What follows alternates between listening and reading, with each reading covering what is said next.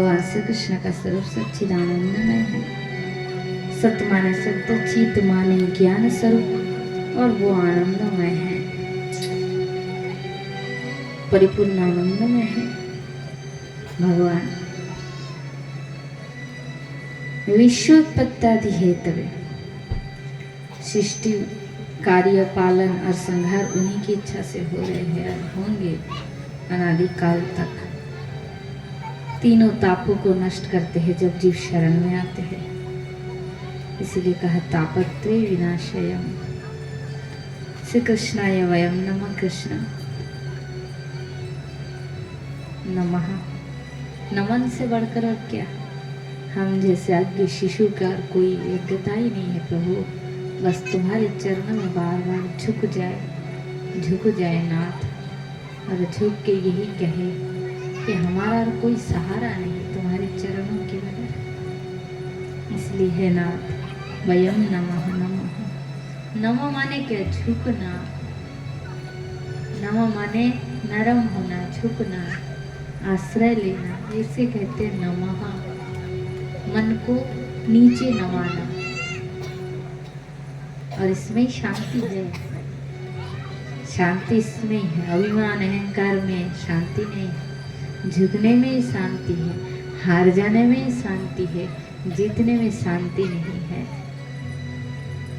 त्याग में ही शांति, भोग में शांति नहीं है।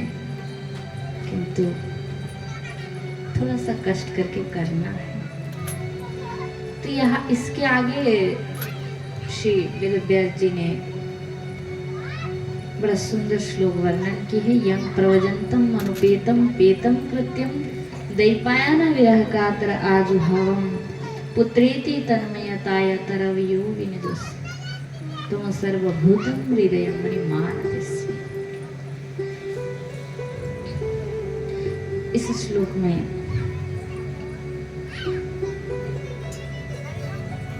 उन्होंने श्री सुखदेव मुनि का परिचय दिया है कि देखो, श्री सुखदेव जी 12 वर्ष तक मात्र गर्भ में रहे और जन्म लेने के बाद जो सन्यासी बन के चल पड़े। उनके पिता श्री वेदव्यास जी ने पीछे से बहुत रोकने की कोशिश की है, किंतु सुखदेव जी रुके नहीं, क्योंकि मायामुक्त थे, मायामुक्त। इसीलिए चल पड़े, कोई नहीं, किसी चीज का चिंता नहीं, घर से चल पड़े। बाद में जब श्री वेदव्यास जी महाराज ने अपने शिष्यों के द्वारा भागवत श्लोक उनको सुनाया, तो पुनः सुखदेव जी पिता के पास लौट कर आए। क्योंकि हमारे मन बुद्धि जब तक माया में, तब तक ये अपना है, ये परा है, ये ज्ञान होता है, ये बहुत बड़ा है। कितने दुर्भाग्य है, कितने दुर्भाग्य यही है कि सत्संग तो मिलता नहीं, और मिल भी जाए तो कितने जन्म लग जाए जीव को समझने में कि कृष्ण ही एकमात्र अपना है, वही बंधु है, वही सब कुछ है। जीव समझ नहीं पाते हैं। जीव बहुत दुखी है। भगवान भी दया होकर, व्याकुल होकर बार बार धरती पर आते हैं, किंतु जीव भजन के लिए कहते हैं, ये तो जीव करते नहीं है। और थोड़ा चेष्टा भी करे, बहुत बाधा भी आती है माया में, है? बहुत बाधाएं, फिसल जाते हैं। तो सब उन्हीं के हाथों में है। हम लोग खाली मैं कहती हूँ ना, केवल शरण है ना, हमारी कोई योग्यता नहीं। क्या करेंगे, इतने भवसागर में इतनी तीव्र वेग है जलधारा, जीव उस स्रोत को पार करके उस पार जाए, क्या कैसी क्षमता, कहाँ आएगी क्षमता जीव में। और पीछे से खींच रहे, काम क्रोध सब बड़े बड़े तिमी मगरमच्छ आ करके बैठे। इसीलिए खाली शरण है नाथ। और मैं शिशु, तुम्हारा नवजात शिशु, तुम यदि उठाकर मुझे पार नहीं करोगे तो मेरी कोई क्षमता नहीं है। इस प्रकार खाली शरण लेना, रुदन, एक रोने से तुम्हारा काम बनेगा और कोई उपाय नहीं। खाली ये ज्ञान की डायलॉग से भगवान नहीं मिलेंगे। भगवान भगवान को खाली व्याकुलता चाहिए, भक्त की अनन्य व्याकुलता, आकर्षण। जैसे शिशु होता है, 1 महीना का शिशु क्या करते हैं? खाली रोएगा दूध के लिए। तो माँ जब तक दूध नहीं पिलाएंगे रोता है, चिल्ला चिल्ला के रो रो के पूरा मोहल्ला पड़ोसी को एक कर देते, इतने जोर से कन्याएं और बालक शिशु रूप में रोते ही रहते, चिल्ला चिल्ला कर। तो उसी प्रकार यदि संसार में दुख का बोध हो रहा है और इस मायामय संसार से उस आनंदमय जो आनंद भूमि में जाना चाहते हैं, जहाँ पर कोई ताप नहीं, दुख नहीं, तो उसके लिए खाली भगवान से प्रार्थना और रुदन, है नाथ कृपा करो। प्रार्थना करते करते अंतर हृदय से रुदन करे, तो इस भव जंजाल से मुक्ति मिलके शाश्वत शांति प्राप्त हो जाएंगे। कलयुग में भागवत कथा और नाम, यही 2 उपाय हैं। बार बार कथा सुनो और बार बार नाम करो और सुनो, श्रवण और कीर्तन करना है। और नहीं तो संसार विषय की पुतला पागल बने लोगों की कमी नहीं है संसार में, है? पैसा बहुत कमाएंगे, बिल्डिंग बनाएंगे, 4 चक्का बनाएंगे, बुलेट खरीदेंगे, बीवी के लिए 10-50 ठो हार खरीद देंगे, हैं? बच्चों के लिए स्पेशल स्कूल, ये क्या, ये तो कर रहे हैं करोड़ों लोग, और करके करके फिर आयु खत्म। फिर पता नहीं इस बार तो कोट पहन रहे, अगले जन्म में क्या शरीर मिलेगा। मनुष्य शरीर मिलेंगे तो धनी परिवार में होंगे तो कोट पहन पाएंगे, गरीब हुए तो फटा कपड़ा पहनेंगे, और कर्म बुरा रहा तो पशुओं की नहीं मिलेगा, वो तो कपड़ा भी नहीं मिलेगा, और गरम गरम रोटी चावल भी नहीं मिलेगा। इसलिए दत्तात्रेय जी ने जब 24 गुरुओं को ग्रहण किया, उनसे शिक्षा पाया, तो उन्होंने कहा कि कबूतरी को गुरु रूप में जो ग्रहण किए, गृहस्थ में रहते हुए भी ईश्वर की संस्पर्श में रहो, भगवान को लेकर संसार करो, भगवान से युक्त होकर। नहीं तो बहुत दुख, एक जीवन खूब याश किए, मौज किए, भोग किए, वो तो ऐसा हो गया कि आज 56 खा रहे और कल सूखा रोटी खाएंगे। लोग कहते हो, कुछ लोग ऐसे कहते हैं माया में भोग कर रहे, भजन नहीं करते हो, क्या करेंगे? तो ऐसे संसार में मौज कर रहे हो, अगले जन्म अगर कुछ बनोगे, होने दो, कुत्ता बनना है तो बन लेंगे, अभी तो पहले भोग कर ले। ये तो पशुओं की बात है, ज्ञानीवान बुद्धिमान विवेकवान मनुष्य की बात ये नहीं है। जो जान रहा है अगले जन्म में भी पशु बन सकते हैं, तो सावधान नहीं होंगे।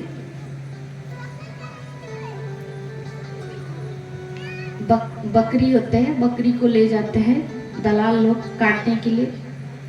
एक बकरी को चढ़ाते हैं और बलि की जगह में लेकर चढ़ाते हैं, उसके कंधा ऐसे टेढ़ा कर देता है और उसके ऊपर तलवार मारते हैं, और एक बकरी को हरा हरा घास दे देते हैं।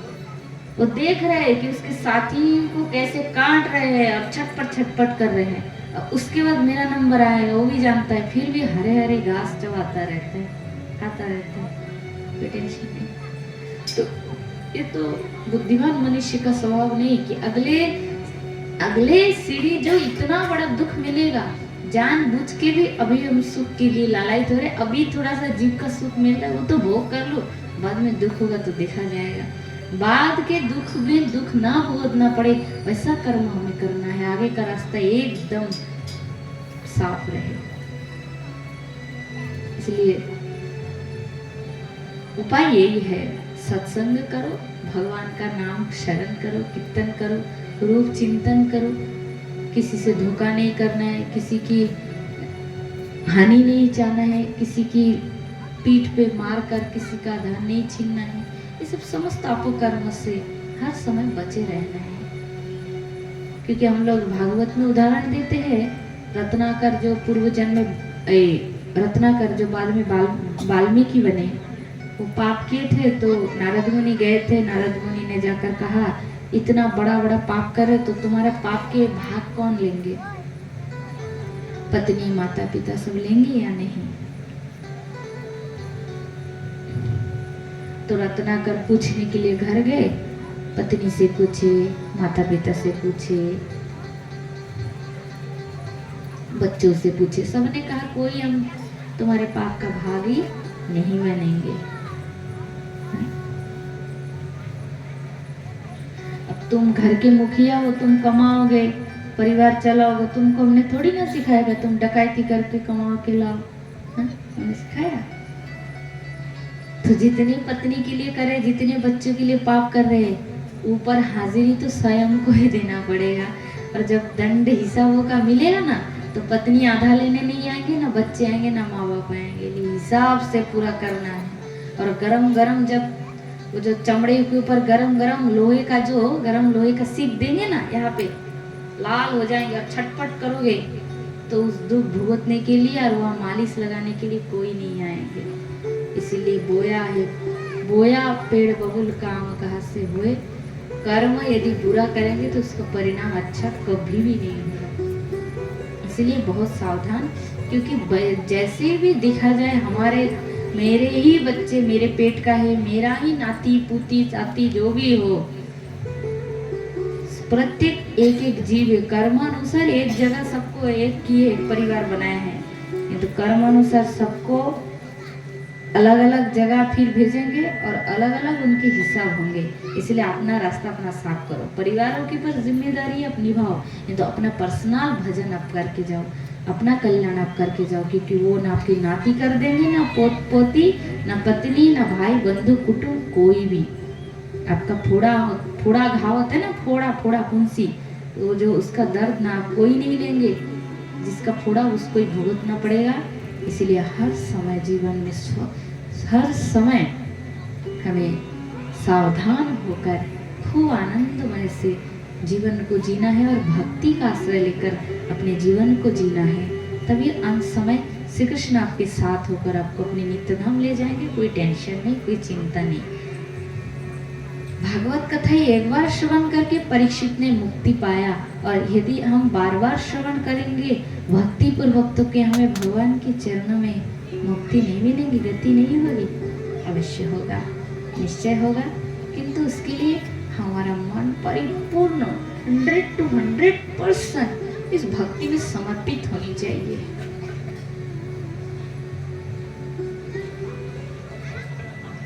इसलिए श्री चैतन्य चरितामृत में चैतन्य महाप्रभु ने कहा, न धनम न जनम न कविता सुंदरी कामये मम जन्म न जन्मांतरे अहेतुक भक्ति त्वयि। महाप्रभु ने कहा, भक्ति के लिए आपसे कुछ नहीं चाहते हैं, न धन, न सुंदरी नारी, न कवित्व, न अन्य कुछ, अन्य कोई कामना नहीं है, बस जन्म न जन्मांतर तुम्हारी भक्ति चाहिए। अच्छा, आप कहेंगे भक्ति है क्या चीज? जो भक्ति ये भागवत में हर जगह खाली भक्ति की महिमा है। भक्ति माने एक सुख है, एक सुख, बहुत बड़ा सुख की वस्तु है भक्ति। मैं उदाहरण देती हूँ, बड़ा सुंदर उदाहरण, आप समझ पाएंगे, सरल कर देती हूँ समझने के लिए। जैसे आपने 50 लाख का एक गाड़ी खरीदा, 4 चक्का वाला। आजकल महंगे महंगे गाड़ी आते हैं ना, लोग खरीदते हैं, बहुत कीमती वाला आपने गाड़ी खरीदे है, जो बहुत एयर कंडीशन वाला है, अंदर से बहुत स्पेशल है, ठीक। अच्छा, वो गाड़ी आपने खरीदा, एक दिन गाड़ी का आपने खरीद के एक दिन हो गया, तो एक दिन के लिए वो गाड़ी पुराना हो गया, 2 दिन हो गया पुराना, 1 हफ्ता, 1 महीना, 1 साल, 2 साल, 5 साल, 10 साल, खूब पुराना, फिर एक दिन ऐसा होगा मालगाड़ी की तरह पुराना हो जाएंगे, बैठेंगे तो भी उसमें गड़र गड़र गड़र गड़र आवाज आएगा, ठीक। समझ पाए आप सब, ठीक। कीमती वाले आपने, मैं लेडीज लोगों की उदाहरण देती हूँ, जैसे आपने 50,000 की खूब कीमती साड़ी खरीदे है, ठीक। आज आपने पहना, वो स्पेशल कोई जगह उस समय आपने वो साड़ी पहनकर आप गई, आज पहने, फिर दूसरी बार कोई जगह गए फिर पहने, ऐसे करते 10-15 बार आप पहन लिए, तो वो साड़ी की और कोई वो नहीं रहेंगे। जैसे पहले दिन पहन के आपको जो अनुभव सुंदरता हो रही थी, इतनी महंगी, वही साड़ी पहले बार जब लोगों में पहन के गए तो लोगों ने जितना ताक झाक किया, 15 बार पहनने के बाद कहेंगे तो 15 बार पहन चुके और क्या देखो, आपको देख के भी आपकी साड़ी की और नहीं देखेंगे कोई।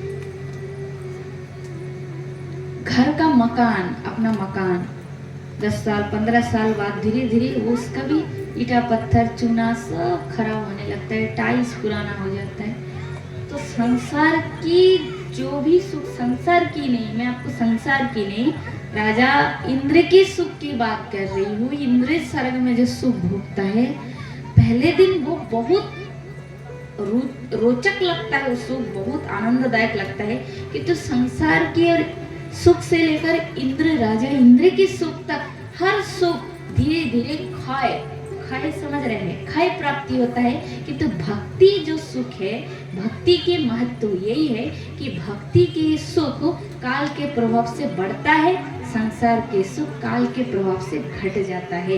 इसलिए संसार में भक्ति की सबसे बड़ी महत्व है।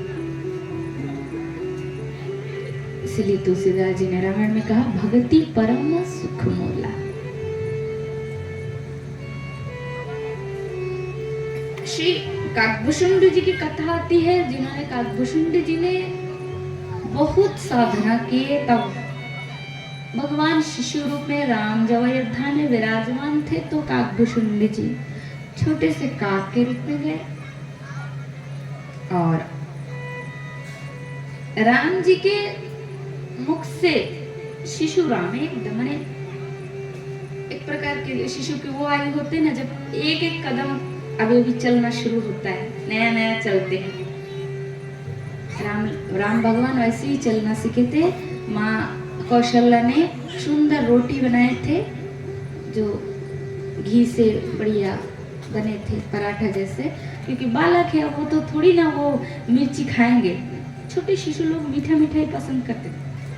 माँ ने खीरी बनाई और वो पराठा जैसे बनाए, रामलला को खिलाई। एक रोटी रामलला ने अपने हाथ में पकड़ के, बच्चे लोग अब देखोगे हम लोगों के बड़े लोगों की तरह आसन बांध के बैठ के भोजन करना पसंद नहीं करते, उनको घुमा घुमा के दिखा दिखा के खिलाओगे तो खाएगा।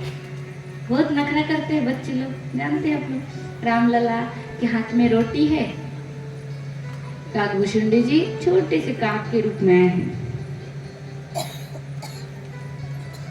तो रामलला रोटी पा रहे हैं और वही थोड़ा थोड़ा छोटा छोटा टुकड़ा नीचे गिर रहे हैं। तो काकभूषुंड जी महाराज बहुत बड़ा विद्वान ज्ञानी है, बहुत बड़ा भक्त है। तो वे सोच रहे कि थोड़ा सा प्रभु के मुख से गिरा हुआ प्रसाद यदि प्राप्त हो जाए तो मेरा जीवन परिपूर्ण रूप में धन्य हो जाएगा।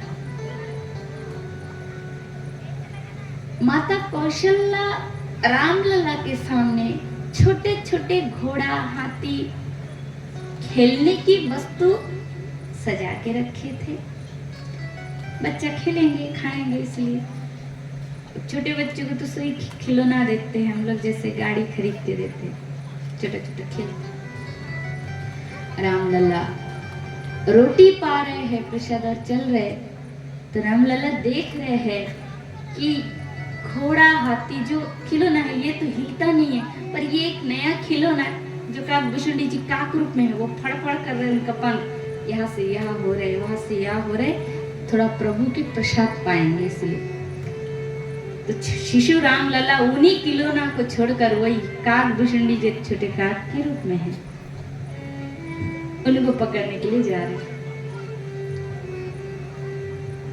जैसे प्रभु आगे बढ़ते हैं तो काकभूषुंड जी पीछे चले आते हैं उड़ते हुए, फिर बालक राम आगे बढ़ते हैं तो फिर ये पीछे चले आते हैं। ऐसे कर रहे थे तो देखा बहुत ज्यादा प्रभु पकड़ नहीं पा रहे, शिशु रूप में है, रुदन करने लगे। तब माता कौशल्या दौड़कर आ गई। माँ है, बच्चा क्यों रो रहे हैं, माता आएंगी। माता आ गई तो काकभूषुंड जी तुरंत क्या किए, खिड़की से होकर निकल गए। माँ आ रहे हैं, निकल जैसी गए तो उड़ने लगे स्वच्छ आकाश में, देखा तो पीछे पीछे वही रामलला शिशु रूप में रुदन करते अभी भी उनको पकड़ने के लिए आ रहे हैं। इस प्रकार 7 ब्रह्मांड भ्रमण किए काकभूषुंडी जी। यही विधि देखत फिरहु बहुत अंड कटाह कोश। इस प्रकार 7 ब्रह्मांड घूमते हुए हजारों ब्रह्मांडों का काकभूषुंडी जी ने दर्शन किया, और जहां भी गए पीछे हुए शिशु राम लला अभी भी रुदन करते उनके पीछे पीछे आ रहे हैं। अंत में राम भगवान के चरणों में काकभूषुंडी जी गिर पड़े, बोले प्रभु आप क्या चाहते हैं कि आपकी क्या खेला लीला है, क्या माया है, क्या है ये सब, मैं कुछ समझ नहीं पा रहा हूँ। मैं हे नाथ मैं आपकी शरण में आया हूँ।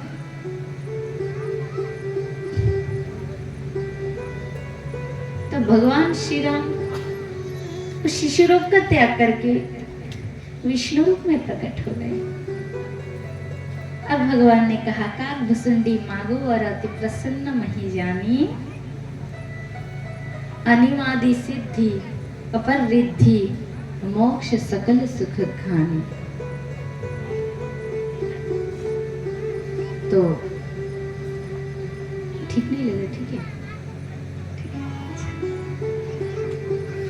तो काकभूषुंडी माधवर उसी समय भगवान ने कहा हे कार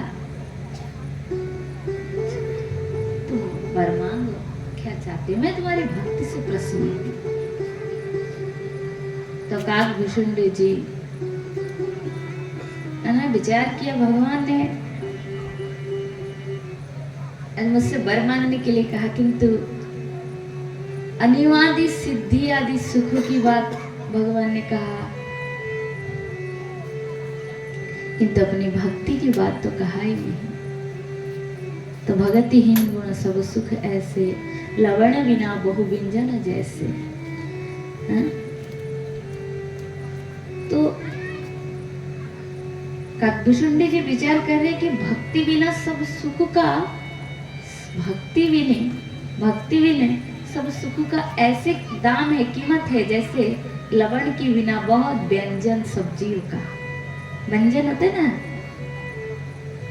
पकाया हुआ सब्जी जो हम लोग व्यंजन बनते हैं ना सब्जियों से, तो लवण बिना जैसे व्यंजन किसी प्रकार रुचिकर नहीं होता है, उसी प्रकार भक्ति भी इन सब संसार के सुख निरर्थक है। तब काकभूषुंडी जी ने कहा, प्रभु संसार के सब सुख काल के प्रभाव से नष्ट हो जाता है, किंतु भक्ति के सुख काल के प्रभाव से प्रतिदिन दिन अनंत काल तक बढ़ता जाएगा, और ये बढ़ना कभी खत्म नहीं होता है। इसलिए भक्ति दो, वही भक्ति चाहिए जिस भक्ति में सुख है, सुख वर्धनशील सुख है। भगवान ने कहा, तुम काक शरीर में हे काकभूषुंडी, तुम पक्षी शरीर प्राप्त करने के बाद भी बहुत बुद्धिमान हो, क्योंकि मनुष्य देवता भी मेरी माया में ठग जाते हैं, और वो धन जन संपत्ति मुझसे यही मांगता है और घाटा का सौदा कर लेते हैं। तुम बहुत बुद्धिमान हो जो मेरी भक्ति, जिस भक्ति को मैं सहज में किसी को देना ही नहीं चाहता हूँ, उस भक्ति को तुमने मांग लिया। क्योंकि भक्ति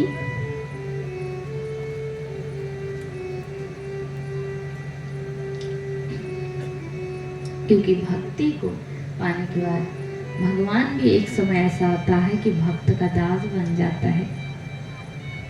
भक्ति से भगवान भी भक्त का अधीन हो जाता है, उसका दास हो जाता है।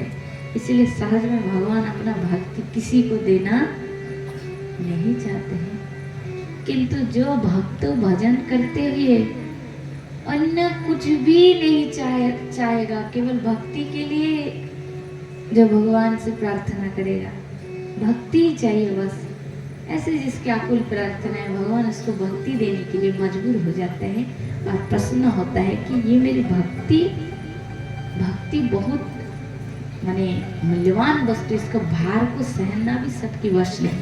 तो भगवान समझता है कि ये मेरी भक्ति की अधिकारी है, तो भगवान उसे भक्ति दान करते हैं। और ये भक्ति बहुत बड़ी चीज है। हम लोग थोड़ा सा कहते हैं कि नाम किया कीर्तन करते हुए, हरि कीर्तन हो रहा है, नाम यज्ञ हो रहा है, दो घोड़ा गड़ी दी, बाबा खूब बड़ा भक्त है, क्या भक्ति है। ये भक्ति का लक्षण बस थोड़ा सा हमने क्या कर दिया, भक्ति हो गई? ना ना ना, भक्ति की सूत्र ही अलग है। उपनिषद में वर्णन है, भगवत गीता में वर्णन है। अन्याविलाषितम शून्यम ज्ञानम कर्मादि अनुव्रतम अनुकीलन अनुशीलन भक्तिरुत्तमा सर्व अविलाषितम विवर्जितम सर्व उपाधि विवर्जितम ऋषिकेन ऋषिकेश भक्ति उच्यते। भक्ति बहुत बड़ी चीज है। भक्ति को प्राप्त होने के बाद मनुष्य का स्वभाव भगवान के समान हो जाता है। एक भक्त का स्वभाव और भगवान के स्वभाव में कोई भेद नहीं। और भगवान ने और कह दिया, मुझसे भी बढ़कर मेरे भक्त में 2 गुण एक्स्ट्रा होता है, ज्यादा। क्या? मेरे भक्त का 2 गुण। भगवान में अनंत गुण है, शास्त्र कहते हैं, फिर भी उन अनंत गुण तो भक्त में होता है और भक्त में और 2 ज्यादा होता है। क्या? भगवान कह रहे, मैं संसारी मनुष्य को ये कह नहीं पाता हूँ भजन करो, भक्ति करो, खूब लाभ होगा, हैं? कृष्ण से प्रेम करो, कृष्ण की भक्ति करो। अपना गुणगान कैसे करे लोगों के सामने? कह नहीं पाता हूँ। ये तो साधु लोगों को खूब सिखा पड़ा समझाता है, भजन करो, ये करो, वो करो। सब आप भगवान खुदा के कह पाता है, मेरा नाम लो, हैं? मुझसे प्रेम करो, मेरा चिंतन करो।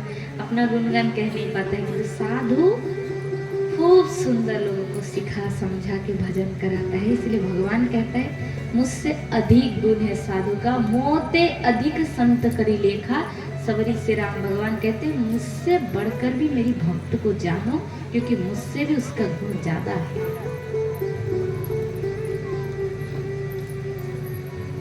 बहुत महत्व है माने साधु महात्मा जो जिन्होंने भक्ति को पाया, इस भक्ति को पाने के बाद साधु का स्वभाव भगवान के जैसा हो जाएगा।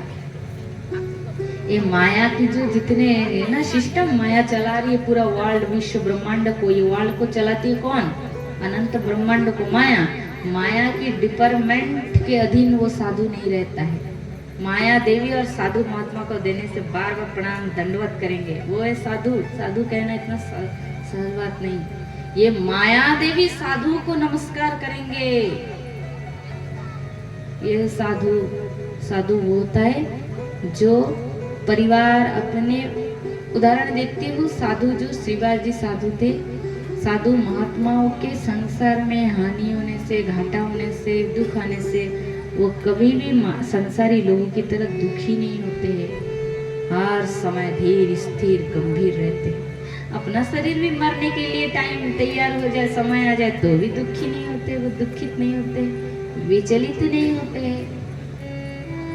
बहुत बड़ा, इसलिए कोटि कोटि जन्म के बाद ऐसे साधु बनने का सौभाग्य जीव को प्राप्त होता है। इसका श्लोक है भगवत गीता में, बहुनाम जन्मनामन्ते ज्ञानमन्नं प्रपद्यन्ते वासुदेव सर्वमितं सुमहात्मं सुदुर्लभः। ऐसे संसार में साधु सुदुर्लभ, और ऐसे साधु के दर्शन मात्र से तुम्हारा पाप सब नष्ट हो जाएगा। गंगार परशे पश्चात पावन दर्शन पवित्र करो, ये तुम्हारे को।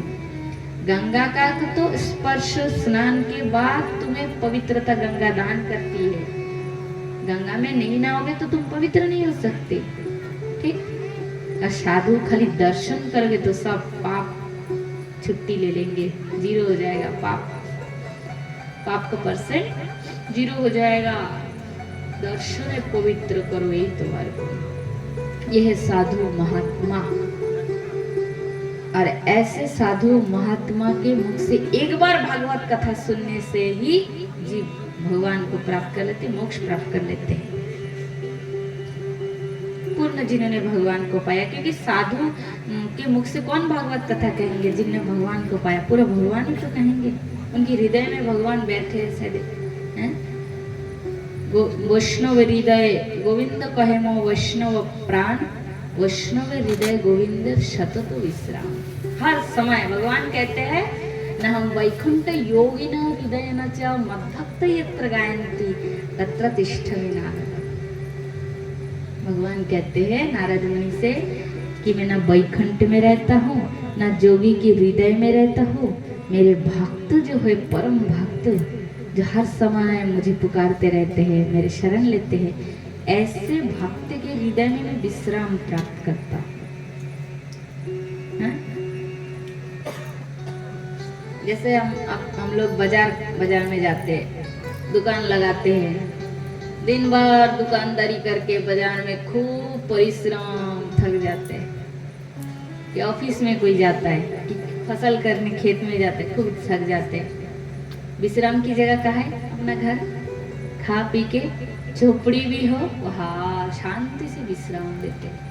तो भगवान ब्रह्मांड की जो मालिक है, दुनिया चला रहे हैं, किंतु भगवान को विश्राम का जगह कहाँ है? भगवान भी थक जाते हैं ना, ये माया का डिपार्टमेंट अनंत अनंत ब्रह्मांडों चला रहे हैं, किंतु उसको भी थोड़ा सुख चाहिए, शांति चाहिए। क्यों चाहिए?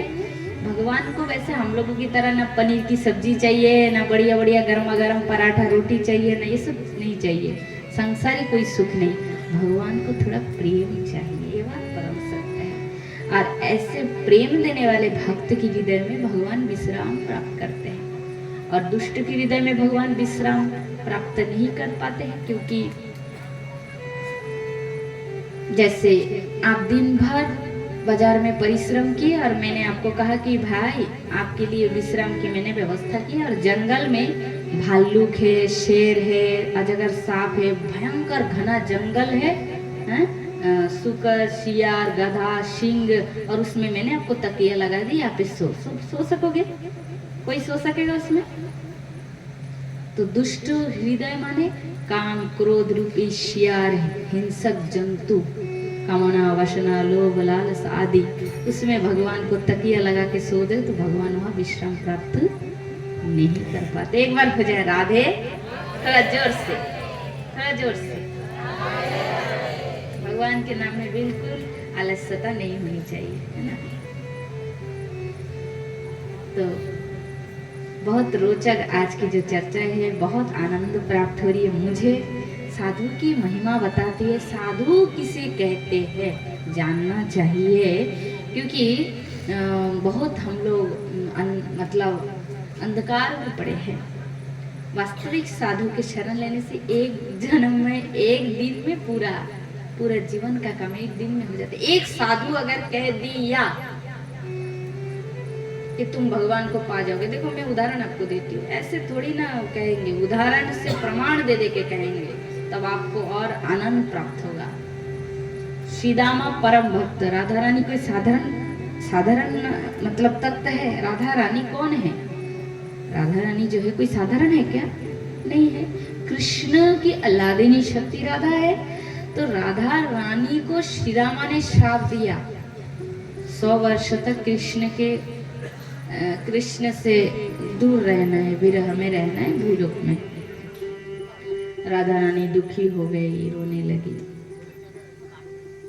अब उनके दुख देखकर भगवान, वो तो भगवान है, वो कह सकता था भगवान कि नहीं राधा रानी तुम शोक मत करो, चिंता की बात नहीं, मैं श्री रामा के श्राप को टाल दूंगा और तुम मुझसे मेरे पास ही रहोगे, साथ ही रहोगे, कोई विरह नहीं होगा। किंतु कृष्ण भगवान ने क्या कहा? राधा रानी जो भी हो तुम्हें सहना ही पड़ेगा, क्योंकि मेरे भक्त का वचन का मान ना मुझे रखना ही पड़ेगा।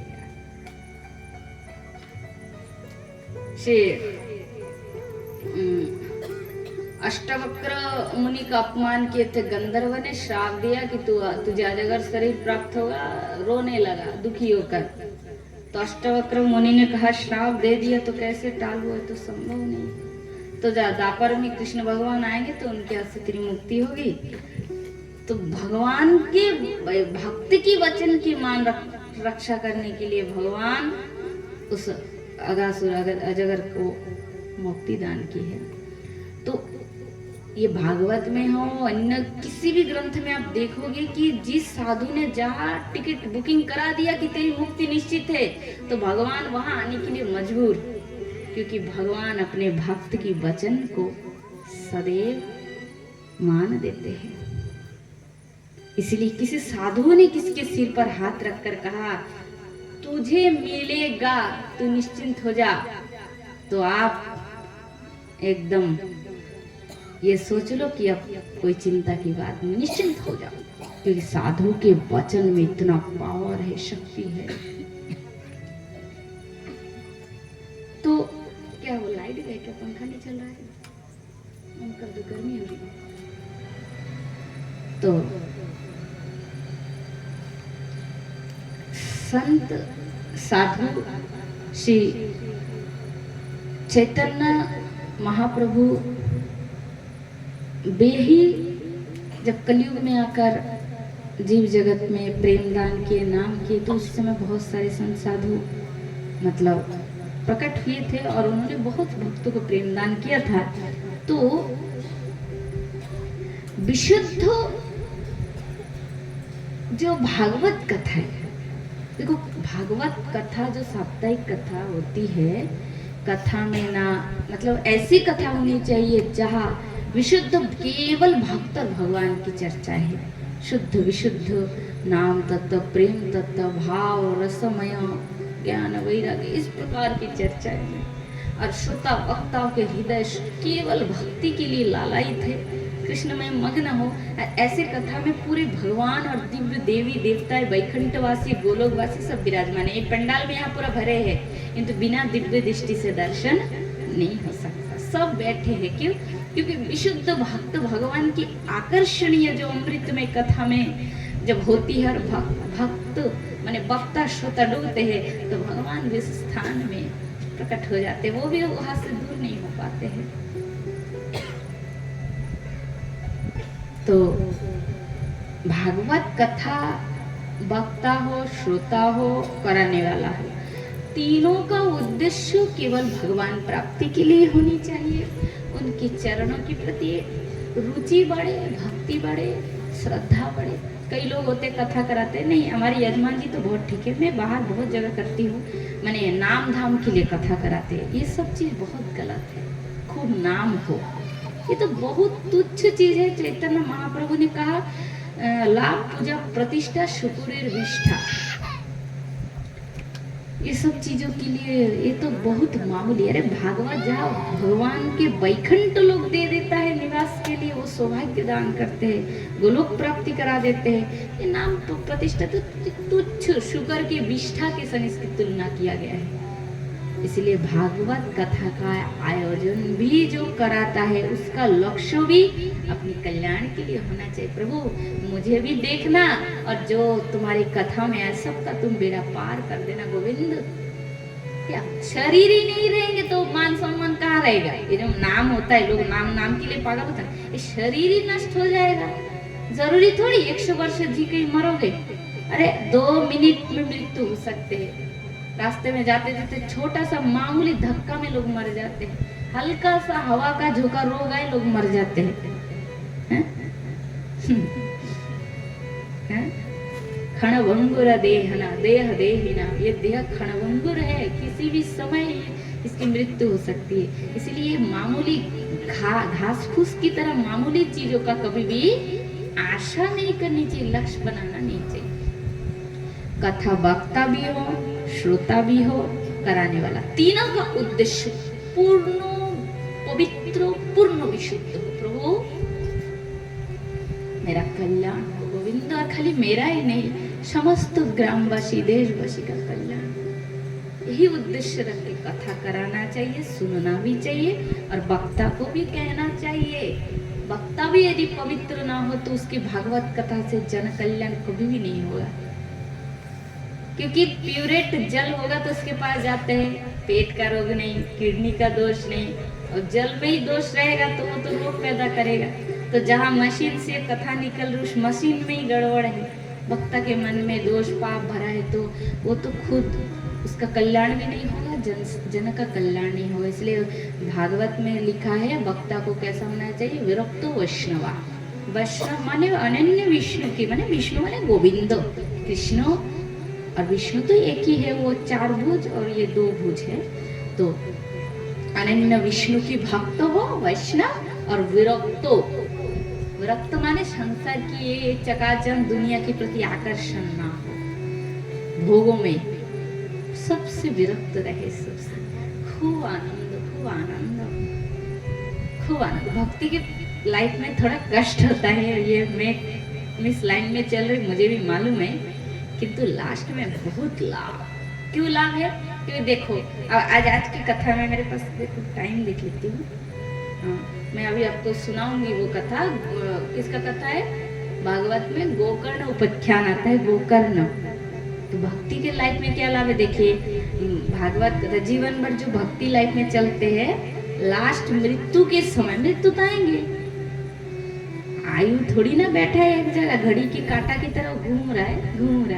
तो आयु बढ़ते बढ़ते जिस दिन हमारा पूरा हिसाब खत्म, माने कोई 80 वर्ष का लेकर आया है ना, कोई 50 वर्ष का, कोई 100, कोई 90, कोई 60, कोई 70, एक एक मनुष्य के कर्म के अनुसार ब्रह्मा जी आयु लिखते हैं। तो आयु जिसका जिस दिन खत्म, यदि मैंने कष्ट भी करके भक्ति मार्ग में रहा तो अंतिम समय क्या होगा? ये रक्त मांस का शरीर तो नष्ट हो जाएंगे, किंतु उस भक्ति के फल के परिणाम में वही भक्तों दिव्य रूप प्राप्त करके विमान में बैठकर भगवान के साथ भगवान के लोग चले जाएंगे और वहां का सुख भोगेंगे। कौन भोगेंगे? हमारा यही मन, जो मन ऐसे रसगुल्ला खाते, क्या टेस्ट है, खूब स्वादिष्ट, कहता है आज का सब्जी क्या बने, खूब स्वादिष्ट। और एक दिन सब्जी खराब बने, अरे आज का खाना ही बेकार हो गया, इतना ज्यादा नमक दिए खा ही नहीं पाए। तो ये दुख कहाँ हो रहा है? यहाँ हो रहा है ना। और सुख मिलता है तो कहाँ हो रहा है? यहाँ। तो यही मन वह गोलोक में भगवान के सुख धाम में सुख की भोक्ता बनेंगे। और जिसने इस जीवन को पाकर पाप किए, कुकर्म किए, अधर्म किए, छल किए, कपट किए, आप कहेंगे नहीं मैं सब नहीं करता हूँ, खाली पैसा कमाता हूँ, परिवार वालों को पालता हूँ, तो भी रामायण में लिखा है मानव जीवन पाकर यदि भजन नहीं किए, खाली नेक से कमाए और खा पिए तो क्या, ये भी तो भोग है, विषय भोग। इस खाली विषय भोगों में मनुष्य शरीर बिता दिए, इसमें भी पाप लगता है। कि मानव यह तन करा फला विषय न भावा, इस तन का मूल उद्देश्य है भगवत प्राप्ति भजन, क्योंकि बहुत बड़ा लाभ है। जंगलब्धा चापरंग लाभ मन्नते नाधिकम। तो गीता में कहती है इससे बढ़कर लाभ संसार में कुछ भी नहीं है। तो इतना सुंदर दिव्य ज्योतिर्मय देह आपको मिलेगा, पूरा वस्त्र आभूषण से सुसज्जित और एकदम भगवान के जैसा रूप, माने बस आप इतना समझ लो भगवान के जैसा ही आपको रूप प्राप्त होगा। और उसमें विमान में बैठकर आनंद करते हुए उस भगवान के जैसे एक दुनिया है, हमारे जैसे पृथ्वी है ना, गांव है, नगर है, टाउन सिटी है, वह भगवान का लोग इससे भी करोड़ों गुना ज्यादा बड़ा है। वह दिव्य विमान में दिव्य महल है आपका, वहां रहोगे करोड़ों काल तक। और इस संसार में आकर ये मानव शरीर की दुख ताप से चिरकाल तक छुट्टी मिल जाएंगी। और जिसने यहाँ मजा से जिया, भजन नहीं किया, कष्ट नहीं किया, उसको नरक मिलेगा। साधु कष्ट करके सुख पाएगा और नरक में जाने के बाद बहुत दुख है। जो पाप करेगा नरक जाके वहां वाह चिल्लाएगा, और वो भक्त तो वो आनंद पाएगा। इसलिए कर्म अनुसार फल है। इसलिए जीव को भगवान ने स्वतंत्र छोड़ दिया। तो पाप करेगा तो उसका फल तुम ही भोगोगे, और तुम अच्छा करोगे उसका परिणाम तुम्हें बहुत अच्छा मिलेगा। तो तुम्हारे हाथ में मैंने ये चाबी काठी दे दिया, तुम्हें किधर घुमाना है, इधर घुमाओगे तो ये लाइन है, ये लाइन है, तुम्हारी इच्छा है कैसे करना है, कहाँ चलना है, बस तुम जानते। सतपथ पे चलोगे तो मैं तुम्हारे साथ हूँ, विपत्ति में भी तेरा हाथ उठाकर रास्ता दिखा दूंगा। कुपथ पे चलोगे तो मैं तुम्हारे पीछे नहीं हूँ, तुम जानो। तो इस अनुसार हमें समझ के खूब बुद्धि से चलना है। आइए एक भजन कीर्तन थोड़ा सा करते हैं, भजन के बाद थोड़ा आगे चर्चा करेंगे।